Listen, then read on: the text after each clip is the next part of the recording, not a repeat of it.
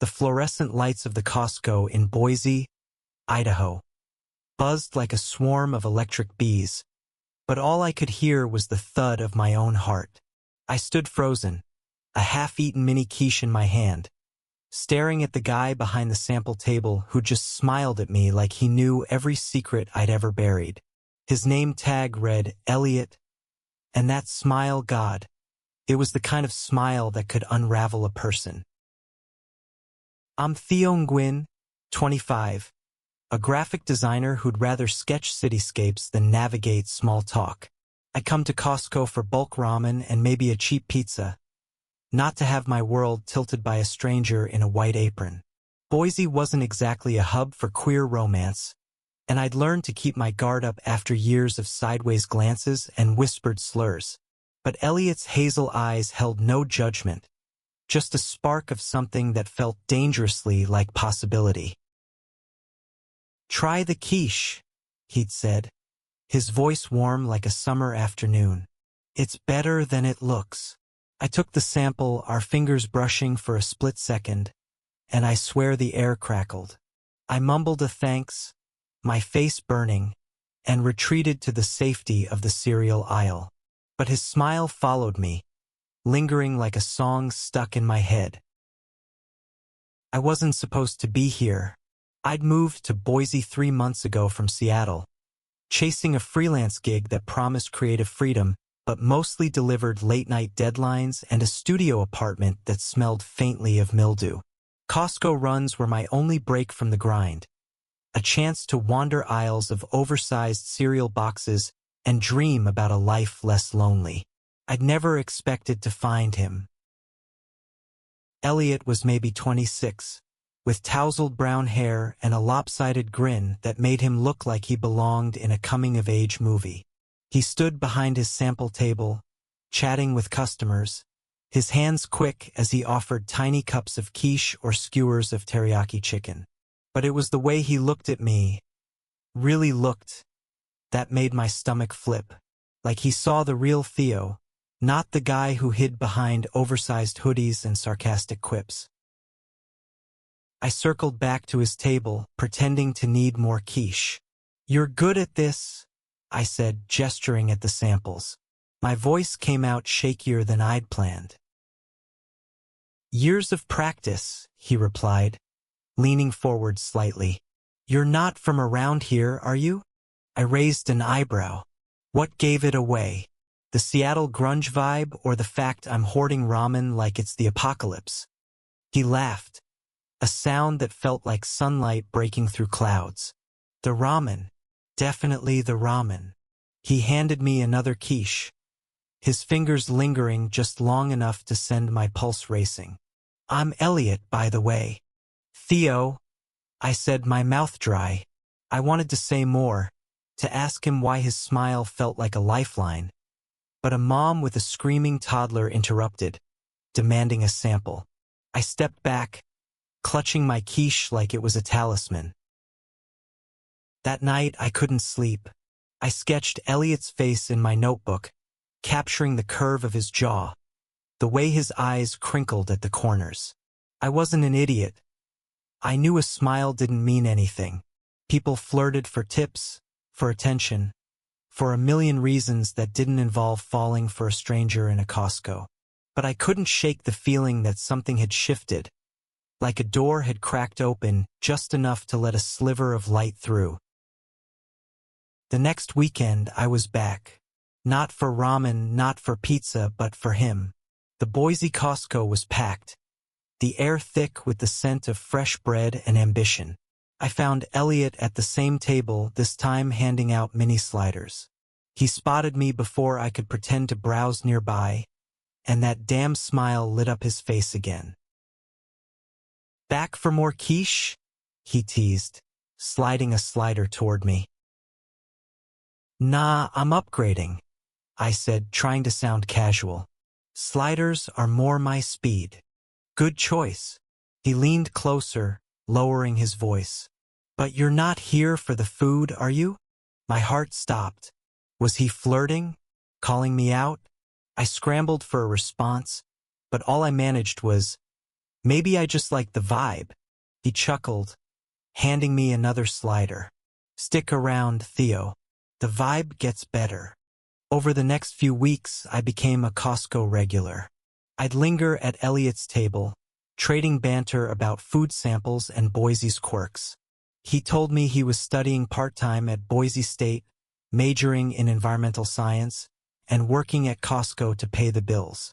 I told him about my freelance gigs, my love for sketching, and how I'd once dreamed of illustrating graphic novels. Our conversations were brief, stolen between customers, but they felt like oxygen after years of holding my breath. One Saturday, he slipped me a napkin with his number scrawled in blue ink. "Text me sometime," he said, his eyes holding mine, "unless you're really just here for the sliders." I texted him that night, my fingers trembling as I typed, "Hey, it's Theo, not just here for the sliders." His reply came seconds later. "Good. Meet me at the riverfront tomorrow?" The Boise River sparkled under the afternoon sun, its banks lined with cottonwood trees and joggers. Elliot was waiting near a bench, wearing a flannel shirt and that same heart-stopping smile. We walked along the greenbelt, talking about everything and nothing. Our favorite movies, the weirdness of Idaho's obsession with fry sauce, the way the mountains felt like they were watching over us. When our hands brushed, neither of us pulled away. "You ever feel like you're waiting for something, but you don't know what?" he asked, pausing to skip a stone across the water. "All the time," I admitted, "like I'm stuck in a sketch I can't finish." He turned to me, his expression soft but serious. "Maybe you're just waiting for the right person to fill in the lines." My breath caught. I wanted to kiss him, to close the distance between us, but fear held me back. I'd spent so long hiding who I was, afraid of rejection, of judgment, of losing the fragile life I'd built. But Elliot's gaze was steady, unwavering, and for the first time, I felt seen. That evening, we sat on a blanket by the river, sharing a bag of Costco pretzels. He told me about growing up in a small town in Montana, where being openly gay wasn't an option. He'd come to Boise to start over, to find a place where he could be himself. I told him about Seattle, about the foster homes I'd bounced between, about learning to keep my feelings locked away because it was safer that way. When he reached for my hand, I didn't pull back. His fingers were warm, grounding, and when he leaned in to kiss me, it felt like the world finally made sense. His lips were soft, tasting faintly of salt and promise, and for a moment, nothing else mattered. Not the deadlines, not the loneliness, not the fear. But life isn't a movie, and happy moments don't last forever. The next week, I got a call from a client in Seattle offering a 6-month contract. Big money, big exposure, the kind of gig that could change my career. It was everything I'd been working toward, but it meant leaving Boise, leaving Elliot. I didn't tell him right away. Couldn't. We kept meeting by the river at coffee shops, once at his tiny apartment where he cooked me spaghetti and we laughed until midnight. Every moment with him felt like stealing time, like I was holding on to something I knew I'd lose. I wanted to believe we could make it work, that love could bridge the distance, but doubt gnawed at me. What if I was just a fling? What if I wasn't enough? The Seattle offer hung over me like a storm cloud, dark and heavy, threatening to drown the fragile joy I'd found with Elliot. I sat across from him at a diner downtown, the neon sign outside buzzing faintly as we shared a plate of fries. His laugh was easy, his eyes bright, but I could barely focus, my mind spinning with the choice I hadn't yet voiced. "Theo, you okay?" he asked, dipping a fry in ketchup. "You're quieter than usual." I forced a smile, my stomach twisting. "Just tired. Deadlines, you know?" He didn't buy it. His gaze softened, searching my face like he could see the truth I was hiding. You can tell me, whatever it is. I wanted to. God, I wanted to spill everything. About the job, the fear, the way I was terrified of losing him. But the words stuck in my throat, and I just nodded, shoving a fry in my mouth to avoid answering. The truth was, I was falling for him. Hard. Every moment with Elliot felt like a page from a story I'd never dared to write. We'd spent the last month stealing time together. Late-night walks by the river, sneaking into a closed-off section of the Boise Art Museum to sketch each other. Lying on his couch watching old sci-fi movies until we fell asleep tangled together. He was the first person who made me feel like I could be myself, not just the version of Theo I showed the world. But the Seattle job was a chance to prove myself, to build a career that could lift me out of the instability I'd known my whole life. Growing up in foster care, I'd learned early that nothing was permanent. Not homes, not people, not dreams. I clawed my way into a life I could control, and this job was the next step. Leaving Boise meant leaving Elliot, but staying meant risking everything I'd worked for. I finally told him a week later, sitting on the same riverfront bench where we'd first walked together. The air was crisp, the leaves turning gold as fall settled over Boise. I stared at the water, avoiding his eyes, as I explained the offer. 6 months, maybe more, a chance to work with a major design firm. "That's incredible, Theo," he said, his voice steady but tight. "You've got to take it." I turned to him, surprised. "You think so?" "Of course." He smiled, but it didn't reach his eyes. "You're too talented to stay stuck in Boise, sketching logos for local coffee shops. This is your shot." "But what about," I trailed off, gesturing between us. "This?" His smile faltered, and for the first time, I saw a flicker of fear in his eyes. "We'll figure it out. People do long distance, right?" I nodded, but doubt gnawed at me. Long distance was a fantasy, a promise that sounded good but crumbled under the weight of reality. I'd seen it before, friends who swore they'd stay close, only to drift apart as life pulled them in different directions. I didn't want that with Elliot. I didn't want to lose the one person who made me feel like I belonged. The next few weeks were a blur of packing, planning, and pretending everything was fine.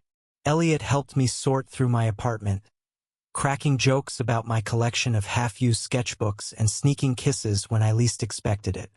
But there was a tension between us, a silent acknowledgement that time was running out.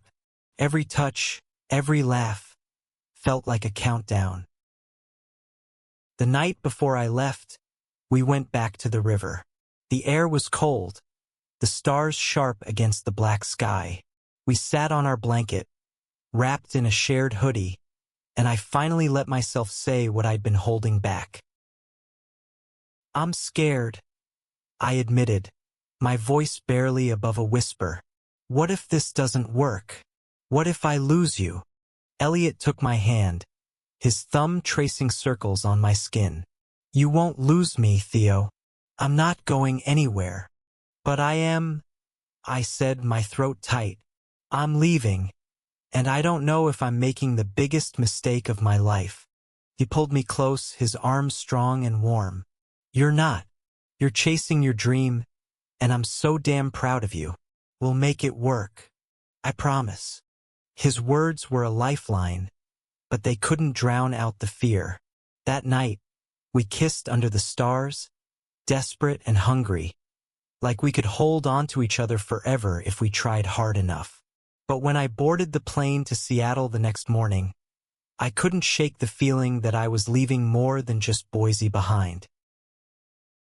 Seattle was everything I'd expected. Fast, loud, alive with possibility.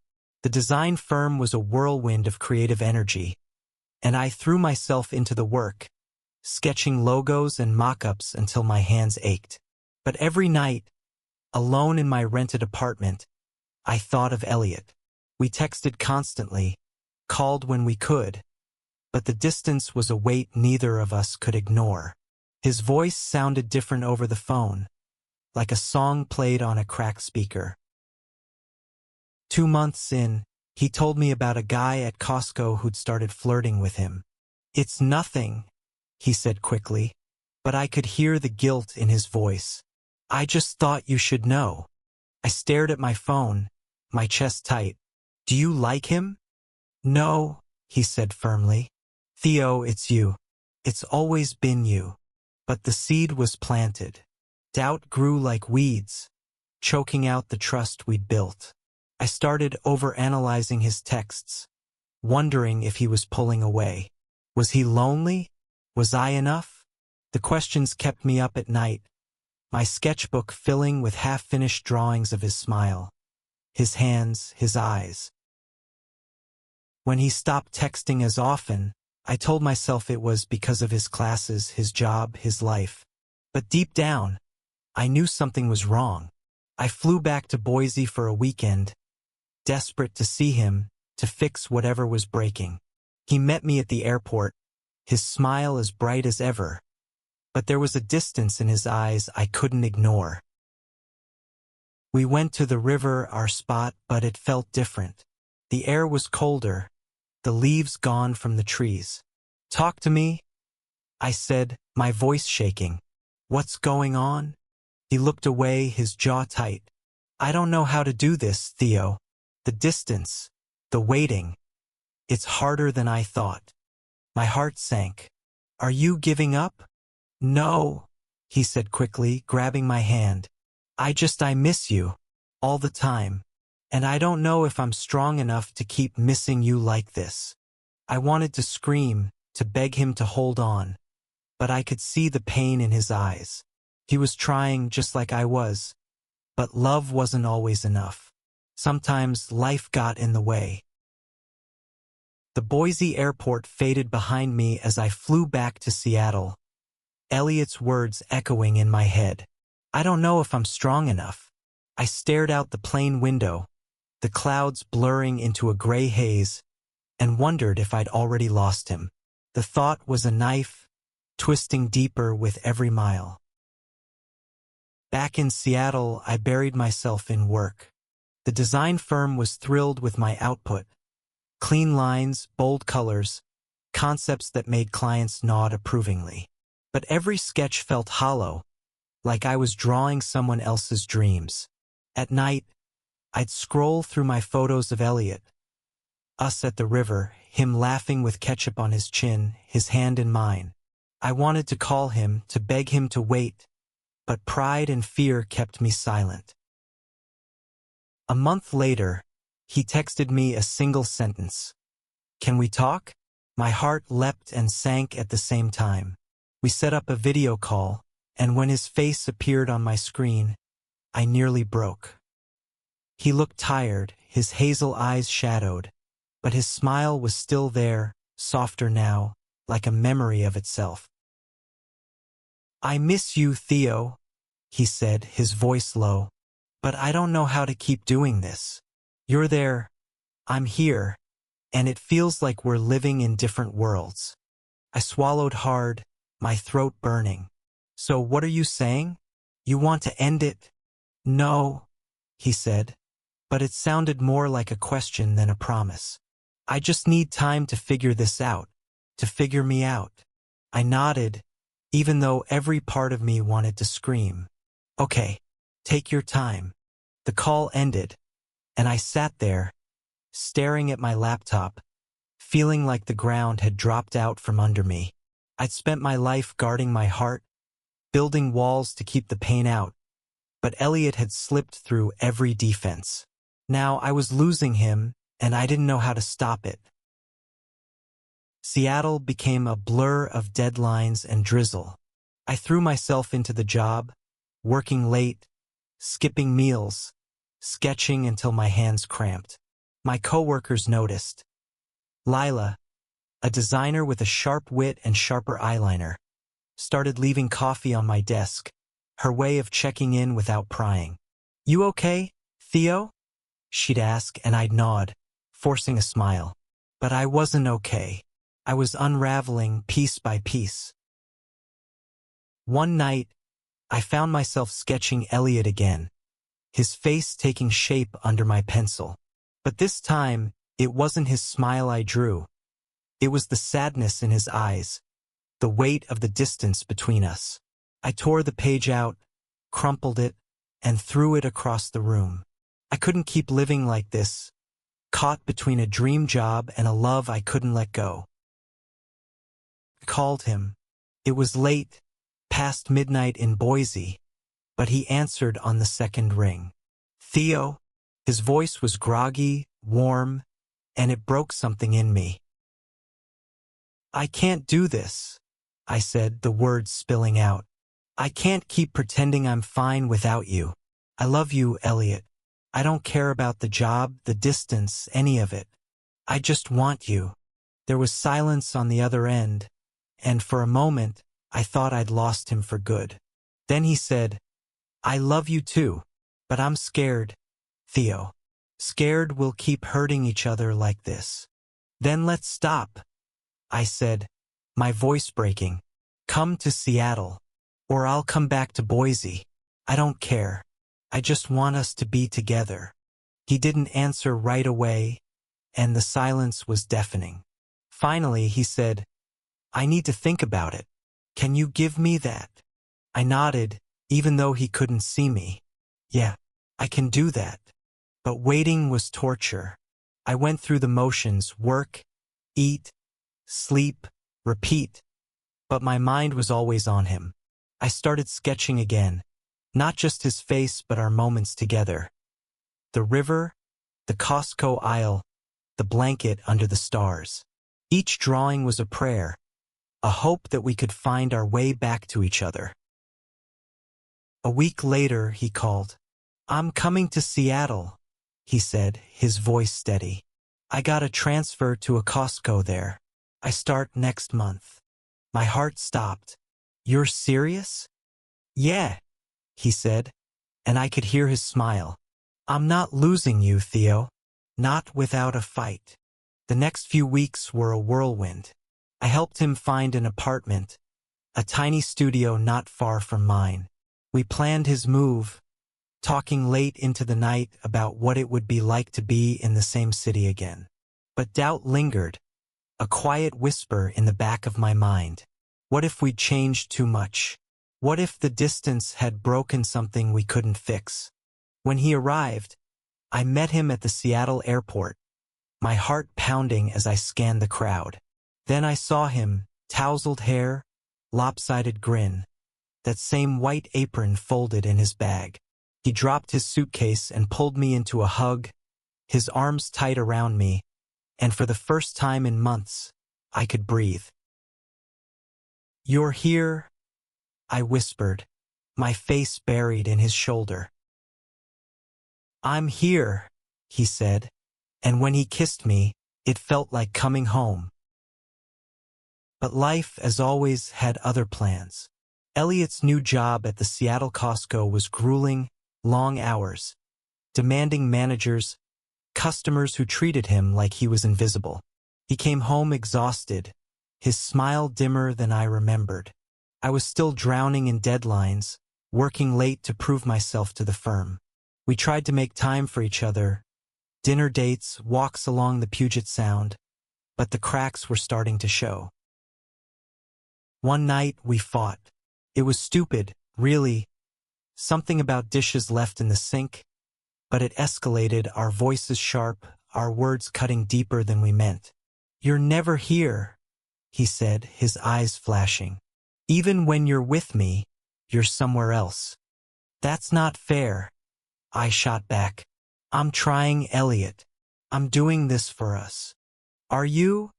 He asked, his voice breaking. Or are you doing it for you? I didn't have an answer. We stood there, the silence heavy, and I wondered if we'd made a mistake. Maybe love wasn't enough to bridge the gap between who we were and who we wanted to be. The fight lingered like a bruise, tender and raw.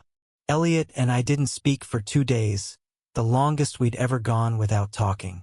I buried myself in work, sketching logos I didn't care about, while he worked double shifts at Costco, avoiding my texts.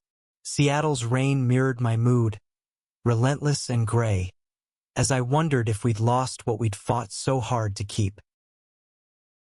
I couldn't let it end like this. On the third day, I went to his Costco, my heart in my throat.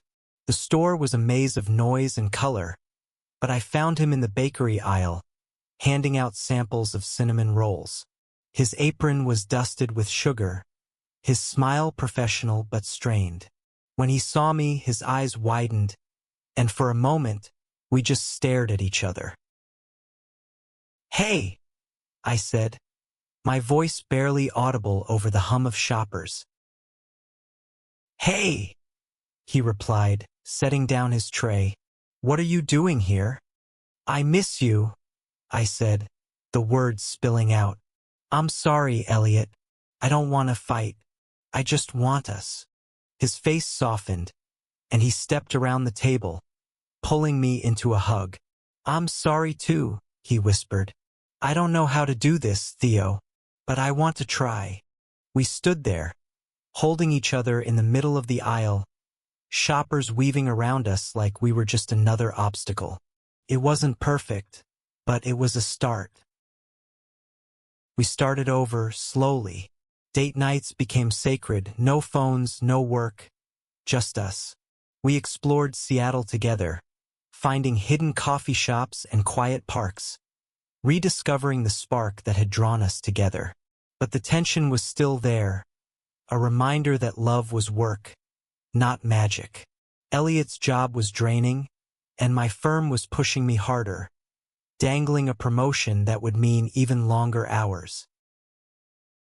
One evening, we sat on my apartment's tiny balcony, sharing a bottle of cheap wine.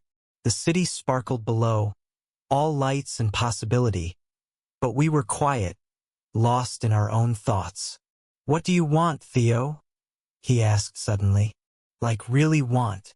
Not what the firm wants, not what you think you should want. What do you want?" I stared at the skyline, my mind racing. I'd spent so long chasing stability, proving I was more than the kid from foster care, that I'd forgotten to ask myself that question. "I want to create," I said finally. "Not just logos for clients, but something real, something that matters. And I want you there with me." He smiled, small but genuine. "I want that too. But I don't know if I can keep up with this city. It's too fast, too much." "Then let's slow it down," I said, surprising myself. "What if we left? Went somewhere quieter, somewhere we could just be?" He looked at me, his eyes searching. "You'd give up the firm? Your career?" "It's not giving up," I said. "It's choosing something better." The idea took root, tentative but persistent. We started researching small towns, places where we could afford to live without killing ourselves for rent. Elliot talked about finishing his degree online, maybe working at a community garden instead of a Costco. I dreamed of freelance work, maybe even that graphic novel I'd always wanted to write. It was terrifying, letting go of the life I'd built, but with Elliot beside me, it felt possible. We chose Port Townsend, a coastal town in Washington with quaint streets and a tight-knit community. It wasn't perfect. Small towns could be tough for two queer guys, but it felt like a place we could build something real. We saved for months, pooling our money, planning every detail. The firm wasn't happy when I gave notice, but Lila hugged me and slipped me her number. "You're gonna kill it, Theo," she said. "And if you don't, I'll hunt you down." The move was chaos. Boxes, U-Hauls, arguments over whose couch was worth keeping. But when we finally settled into our tiny rental, a saltbox house with a view of the Puget Sound, something shifted. The air was cleaner, the days slower, and for the first time we had time to breathe. Elliot found work at a local nursery, his hands always dusted with soil, his smile brighter than I'd seen in months. I set up a studio in our spare room. sketching pages for a graphic novel about two boys finding home in each other. We weren't rich and we weren't perfect, but we were together. One evening, we walked to the beach, the tide low and the sky streaked with pink. Elliot took my hand, his fingers warm against the chill. "You ever think about that first day?" he asked. "At Costco?" "All the time," I said, grinning. "You and your damn quiche." He laughed, pulling me close. "I knew you were trouble the second you took that sample." "Trouble?" I teased, nudging him. "You're the one who smiled at me like that." "Like what?" he asked, his eyes twinkling. "Like you saw me," I said softly. "Like you still do." He kissed me, slow and deep, the waves crashing softly behind us. For the first time, I wasn't afraid of what came next. We'd fought for this, through distance, doubt, and our own fears, and we'd come out stronger. But life, as always, had one more test. A letter arrived from Elliot's family in Montana, the first contact he'd had in years. His father was sick, and they wanted him to come home. The words were formal, cold, but the subtext was clear. They wanted to reconcile, but only on their terms. Elliot read the letter in silence, his face unreadable, and I knew we were standing at another crossroads. The letter sat on our kitchen table for days, a quiet intruder in our new life. Elliot barely mentioned it, but I could see the weight it carried, the way it shadowed his eyes even when he smiled. His family had cut him off when he came out at 18. Their rejection a wound he'd carried to Boise and beyond. Now they wanted him back, but I knew it wasn't that simple. "Do you want to go?" I asked one night as we washed dishes side by side. The Port Townsend sunset painted our tiny kitchen gold, but the air felt heavy. He scrubbed a plate, his movements slow. "I don't know. Part of me wants to see him, to say all the things I never got to. But another part don't know if I can face them." I dried a glass, choosing my words carefully. "You don't have to decide now, but whatever you choose, I'm with you." He looked at me, his eyes soft but haunted. "What if they haven't changed? What if they still see me as wrong?" "Then they're fools," I said fiercely. "You're the best person I know, Elliot, and if they can't see that, it's their loss." He smiled, small and sad, and pulled me into a hug. "How'd I get so lucky?" "I'm the lucky one," I said, my voice muffled against his shoulder. "You're my home. We decided to go together. Not to reconcile, not to beg for acceptance, but to give Elliot the closure he needed." The drive to Montana was long, the landscape shifting from coastal pines to wide, empty plains. We listened to music, held hands, and tried to ignore the knot of dread in our stomachs. His childhood home was a modest ranch house, the paint peeling, the yard overgrown. His mother opened the door, her face lined with years and regret. "Elliot," she said, her voice breaking, "you came." His father was in a hospital bed in the living room, frail but alert. The air was thick with unspoken words, years of pain and silence. Elliot sat beside him, his hands clasped tightly in his lap. "I'm here," he said simply, "but I'm not here to pretend nothing happened." The conversation was raw, halting. His father apologized, his voice weak, but the words felt hollow, tinged with conditions. His mother cried, saying she'd prayed for him, but her prayers were for the son she wanted, not the one standing before her.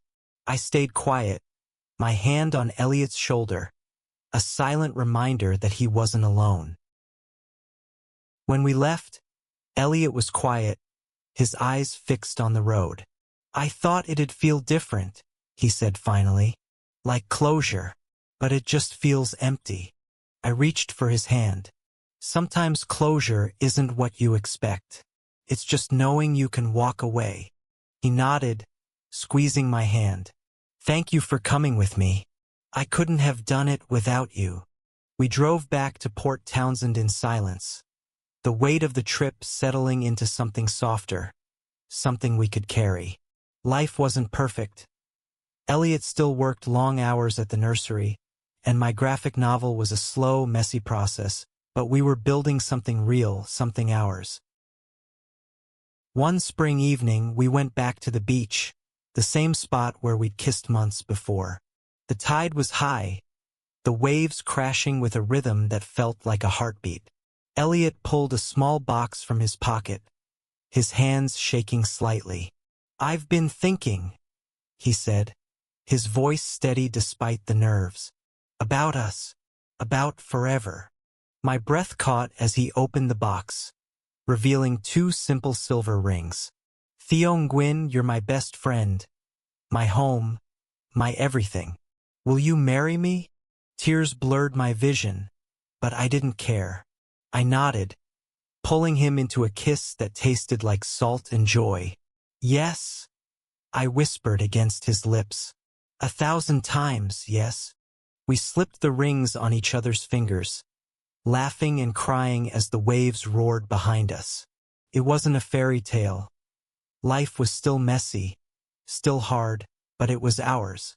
We'd fought for it, through distance and doubt, through families who didn't understand and cities that tried to break us. And we'd won. Years later, I'd still catch myself sketching his smile, the one that started it all in a Boise Costco aisle. It wasn't just a smile. It was a promise, a lifeline, a reminder that love could find you in the most unexpected places. And every time I looked at him, at the life we'd built, I knew I'd never forget it.